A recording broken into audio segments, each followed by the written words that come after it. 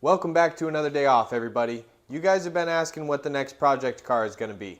Well, my friend Josh just got back from the Bay Area. He drove down over the weekend, bought a new BMW, and drove it straight to my shop. So, without further ado, let me show you what we're going to be working on for the next couple weeks. This is a 2006 E83 X3 with 155K on it. This thing has the M Sport package and the M Aerodynamic package. We got staggered M Sport wheels with Michelin Pilot Sport tires on them. Always great to see when someone wants to put good quality tires on the car. We got staggered wheels, 235/50 R18 in the front, and what do we got back here? Looks like a 255/45 R18. Pilot Sports in the rear as well. It's got this beautiful silver paint. The paint is actually really clean. And that's definitely the number one thing the car's got going for it, is the exterior is in really nice shape. Here's a quick look at the driver's side. Now this car is a 3.0. It has the M54 engine. Gotta love it. I wanted a new engine variation to show you guys, but we're gonna fix this car up for Josh and make it really nice. Now the interior is a little bit dirty, but I think it'll clean up real nice. It is a beautiful gray on gray color. I actually really like this color package. It's got sports seats and they are heated. It's got the M Sport steering wheel, but a lot of the plastics in this car need a lot of attention and love, so we'll probably be pulling those off and repainting them. We're also going to need to replace these nets here on the door cards. Overall, this interior is really nice. Plastics need a lot of work, so we'll do a lot of work on these plastics, but overall, it's a really clean, good-looking car. Like I said, 155K, underbody panels in the rear. It's nice to see that there's no stains on that, but the car definitely has some oil leaks. But let's give you one last walk around here, and then maybe let's start poking into the engine, some things like that.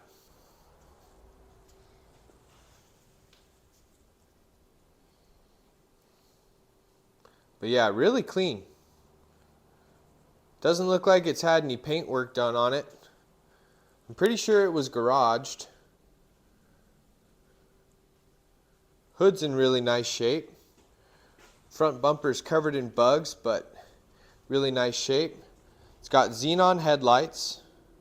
Now, I did print out the spec sheet on this one. I thought it would be fun to go through, but we got an E83 X3 with an M54, M Sport package, M leather steering wheel, M aerodynamics package. What else we got?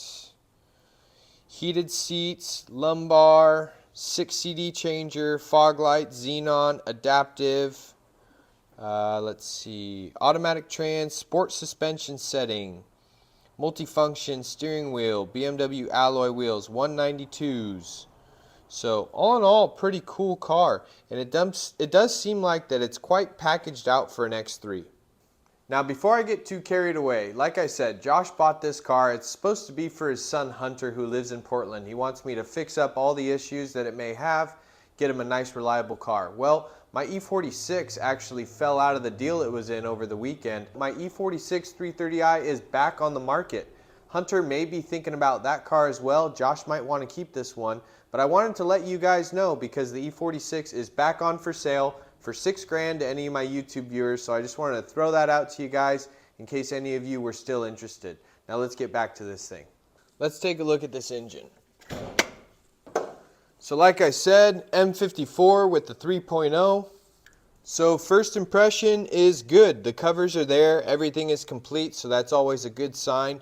Josh said it did go through a quart of oil while he was driving up, so could be from an oil leak, it could be from the engine consuming. We will see. Not sure yet. Now this is my first time getting under the hood, so we're going to do this together. Haven't looked at this thing at all yet. Power steering fluid looks pretty haggard, so we'll have to do a flush on that in the future. Now when it's looking chocolatey brown like that, you're definitely due for a flush. You want ruby red fluid, and when you do a flush, don't forget to replace the power steering reservoir. There's a filter inside.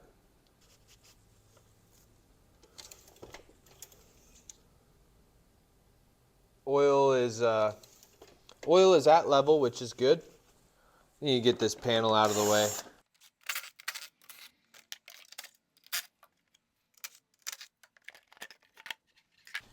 Now we can get a proper look at this air filter. It's a man, so that's good. You could probably use it. Looks a little tired. Now we got much better access with that panel out of the way. Looks like the radiator's been replaced. Josh said he did replace it with an aftermarket one. Obvious signs right here that it was replaced. And I did notice over here as well that there's a screw missing for that expansion tank bracket that bolts to the radiator. So might have some mistakes in there to fix from the previous owner. Now someone did the valve cover gasket and they sure did use a lot of silicone. Now I haven't seen any leaks on it yet, but I'm sure we probably will find some. You can tell that they reused those grommets down here too, because you can see how blown out and warped that thing is. So they definitely didn't replace the grommets. The belts don't seem too worn. I'm not seeing any cracking on that. Let's get an inspection mirror on this water pump and thermostat real quick. Ooh, there is a lot of crust on that thermostat sensor. I don't know if you can see that. Let me get you a better look. Hopefully you can see it now. There's definitely some dried coolant crust right there on the thermostat, as well as you can see all that crust down there in the inspection mirror. So thermostat is definitely going on the list. The water pump does look decent. I'll have to get a better look at it from down below. Now the best way to check for these valve cover leaks is to take an inspection mirror and just swipe down the seam of the cylinder head. And you know what? This thing's looking good. This back corner is always the most important to check. The valve cover's looking nice and tight. Even though they resealed it with silicone, it's not leaking. The water pipes look nice and dry too. It's always a good idea to peek down through this hole right here on the M54s. And if those water pipes are leaking at those O-rings, you can see it pool up underneath them. But they definitely look old and brown, but they're not leaking at the O-rings, so that's good. Let's check the coolant. The coolant is a little bit low, and it's green and yellow, so it could use a flush, but that's more so just preventative maintenance. Brake fluid color looks good, and it's only at 2% moisture content, so someone's been doing brake flushes on this thing, so that's a great sign. The Ventus oil line is nice and dry as well, and there's really not much for oil leaks up on the top end. Everything is looking really good. I got a mirror down there on the lower intake boot as well and looked to see if that was cracked at all. We do have a check engine light on, so before we get underneath the car, let's get the scan tool plugged in and see what that's about. Now we're going to be using the Foxwell NT624 today. I'll be putting the link in the description. It does pretty well for a lot of BMWs. Wow, the sunroof works. And it's not making crunchy noises. That's great. The adaptive headlights work as well, getting good color, and they move down and up. Now I gotta say, one nice thing about this Foxwell scan tool when you get into the later models, on my older E46s, 2000, 2001, it doesn't work very well, but cars like this, a 2006, you can do a complete vehicle quick scan and it'll give you all of your computers throughout the system, and then you can look at individual fault codes for each individual module and clear them out individually as well, which is a nice feature to have on a relatively cheaper scan tool. You can't do any initialization though. You can't like initialize headlights or activate water pump, things like that. DME, we have 4 faults. A mass airflow sensor fault, we have an intake air temperature sensor fault, and we have mixture adaptation on bank 1 and bank 2. So that's interesting. Maybe our mixture adaptation has to do with our faults for the mass airflow sensor. I'm not positive. We're going to have to do some more digging on this. Now looking at the freeze frame data, it looks like the fault came up at 1300 RPM, but I have no voltage to the mass airflow sensor, which is pretty interesting. And for this intake air temperature sensor, it's showing intake temps are at -48, ambient temp is at 18 degrees Celsius. It looks like we do have voltage there on this fault, so just a little bit more to go off of. And then the classic P0171 and the 174 mixture 2 lean on bank 1 and 2. So we got a fault in the EGS for the transmission. I'm going to take a look at that real fast. So EGS can torque interface and EGS can torque reduction.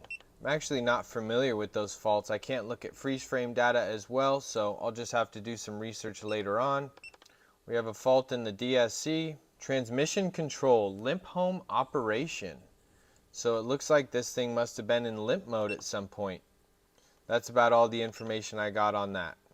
I mean, it drove home just fine for Josh. I think he probably put 300 miles on the car.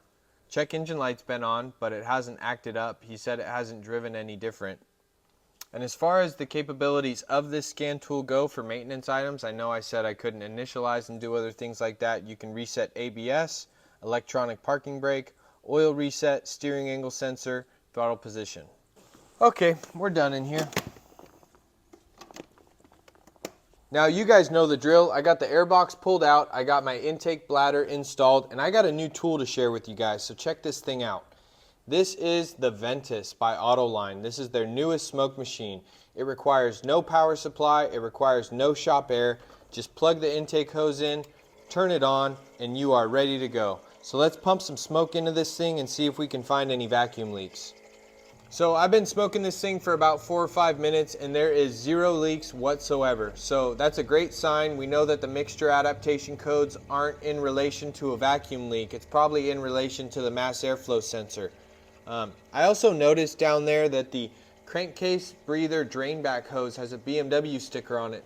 So that means that the crankcase breather has probably been replaced, which is a great sign that someone was taking really good care of this engine.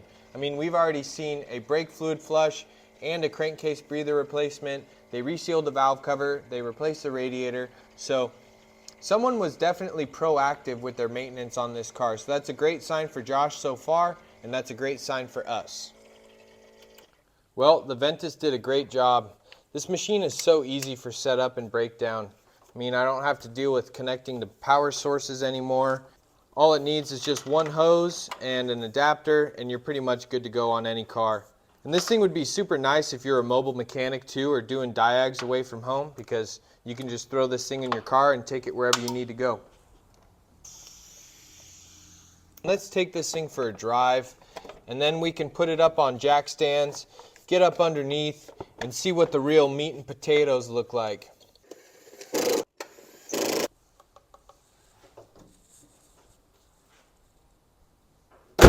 Okay, you can come.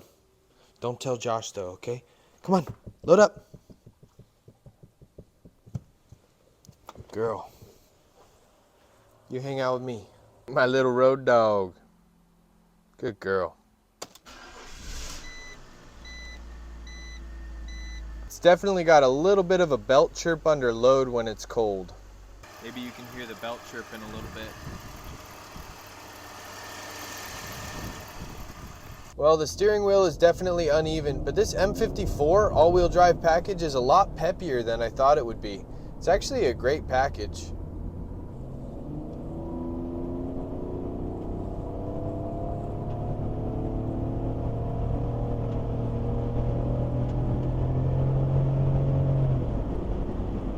Shift's a little funny. We could definitely reset transmission adaptations, see if we can get it to shift a little nicer.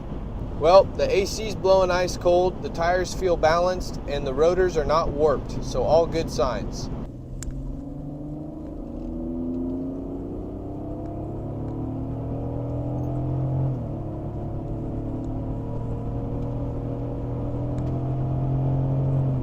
I felt the transmission slip a little bit there almost.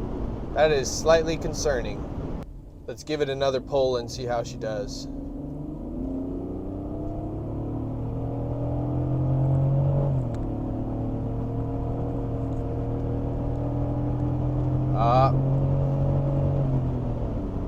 I'm feeling it slip. It slipped a little bit twice there, getting into 5,000 RPM, so we're probably going to have to pull some trans fluid, see if it's low, do some more investigating on that.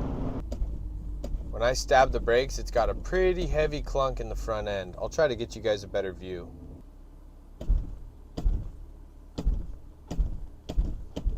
Now hopefully you guys caught that in the last clip okay. Anytime I'm driving a BMW at low speed, especially pulling into the shop with a new car, I'll stab the brake pedal with my right foot and I'm just feeling for a clunk in the body, clunk in the front end. Obviously, you saw the movement of the wheels in the front end, so we know these control arm bushings are shot. So I highly suggest you check that on your own car. It's a great way to figure out whether you need them or not.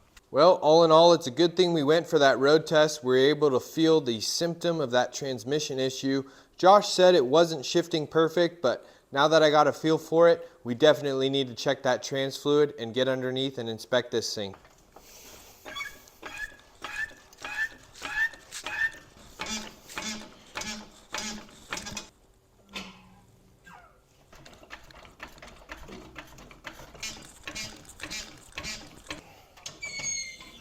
Always give it the old shake test. Let's see what we got going on under here. She is definitely wet. That trans pan and transfer case is soaked. And we have oil going all the way back down the exhaust, all the way to the rear mufflers pretty much. And even the rear end has oil on it. This skid is completely saturated. So this thing's got some leaks, no doubt about it. Well, I was about to get under this thing and we got a coolant leak that's developing. We got some drops of coolant here. So it's going to be hard to see, but see the little drain plug right there for the cooling system? Well, there's a rubber hose that connects to that, and I see a bead of coolant on there. And so I think that's where it's coming from. We'll have to pressure test this thing to confirm it, but we definitely have a coolant leak we need to deal with. You can see some old residue potentially on the sway bar from where the coolant has been drying up on it. So coolant leak is added to the list. We got quite a few drops of oil collecting on the garage too, so let's get this thrust plate off and see if we can get a better look at this oil leak.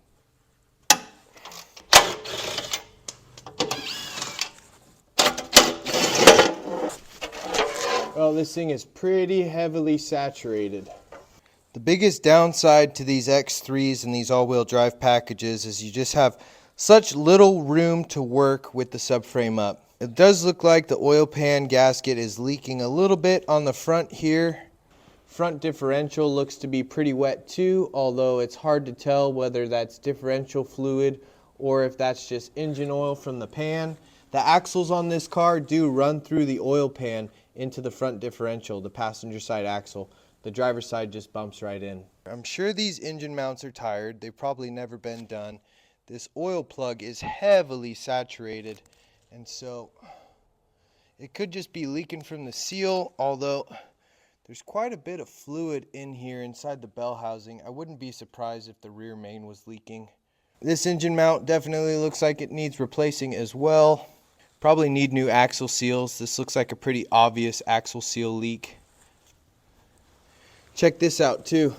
That looks like someone drove over something pretty gnarly. Caught that lower control arm. This side, normal. Now I don't think it bent it. It's possible. It does look pretty tight in there, but someone definitely had a collision on that lower control arm. We definitely need to figure out whether that rear main is leaking or not, because that could be a big issue or a big job we may have to tackle. This transmission's got to be leaking as well. This thing is just so heavily saturated, and that transfer case is just completely soaked. Technically we need to pressure wash this off so we can identify the leak, but those drops are looking pretty red, so I think there's some transmission fluid in there. I think it's a mixture of both back here on this pan. Passenger side is looking really juicy as well. Probably needs a new selector shaft seal, but we do need to pressure wash this thing off and get another good baseline on it, because this thing is just so wet. This transfer case is soaked. You know, then you look at the oil pan gasket on this passenger side and this thing looks like practically bone dry. And so my question is, where's all this engine oil coming from? It's probably not coming from the drain plug. Could be coming from the oil level sensor gasket. Not too sure yet. I think this is going to be a great candidate for an engine clean, and then we're going to have to go through and recheck this thing. Passenger side CV axle looks good. That's great news because I don't want to do any CV boots. This one looks good too. I'm not seeing any splits on that one. Well, maybe. It's looking a little wet, but I think that's from the axle seal rather than the CV boot. I'm not seeing any tears on it. Front right strut looks to be dry, no leaking on there. Driver's side CV boot looks good on both ends, which is great. I hate doing CV boots. And the front left strut looks to be dry as well. As far as the rear end goes, the rear CV axles are looking good. The rear shocks look nice and dry. The rear differential looks slightly wet from all that oil blowing back, but the gasket does not look too bad. That rear differential bushing looks to be decent. I didn't feel any clunk upon shifting, and I see some micro cracks, but I don't think it needs to get done right away. Not on this car. The driver rear axle looks good as well. You can see some more signs of impact. Someone drove over something pretty gnarly, maybe a curb. And then look at all this oil back here on this exhaust. It's been leaking for a minute. Everything's looking pretty good in the rear. Before we move on, I wanted to take a quick look at these control arm bushings here.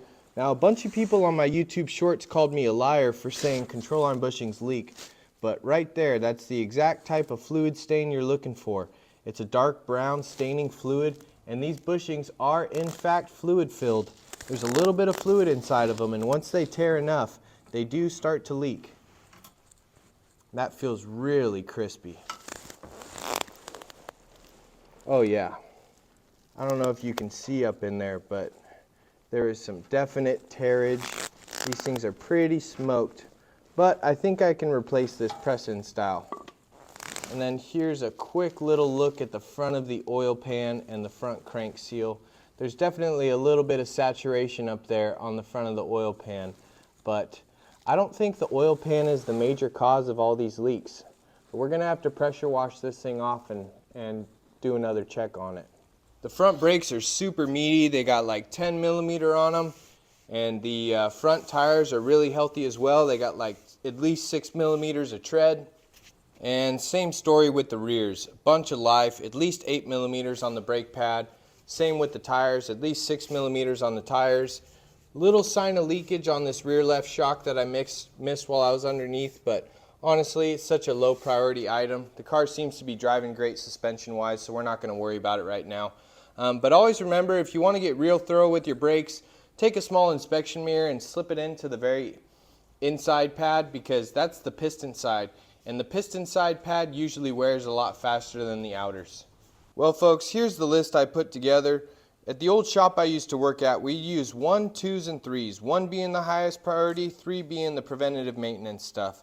So we got a power steering flush with a reservoir, thermostat because of that dry white crust, the radiator because it was incorrectly installed, we need to get those screws refitted, coolant flush for preventative maintenance, but we can do that with the thermostat, radiator hose. It'll get in there somewhere. The mass airflow sensor needs a little bit further diagnosis, but I'm pretty sure it's just going to need a sensor. The trans is slipping under load, but that could be related to the low fluid level. We have a coolant leak next to that petcock on that bottom hose. We need to pressure test the system and get a little further into it. The control arm bushings are torn, really clunky, so we need to replace those. An engine clean with the pressure washer and degreasing so we can get a good baseline on the engine, figure out what's exactly leaking. The trans service just because that pan is completely wet, and then a possible oil pan. And while you're in there, you might as well do the axle seals and the engine mounts, as well as servicing that front differential. So a little bit different format today. I thought you guys might appreciate the process of me going through what I like to look for on these cars when I'm inspecting them, and sort of my train of thought as I'm going through it. Drop a comment down below and let me know if you guys think that this was a good buy or not. Josh paid $47.50. I think it's got some really good bones, but based off the list that you guys saw, it definitely needs a lot of work. I think that's going to wrap this one up, folks. I need to get on the horn with Josh, let him know what my initial findings were, and we're going to have to systematically go through and diag each system in this car. But I think it's going to give us a lot of great content for the future, and hopefully you X3 owners will be able to see a lot of jobs done on this car that you might want to do on your own. I hope you guys enjoyed, or I hope you learned something new. And as always, folks, I will see you on my next day off. Cheers.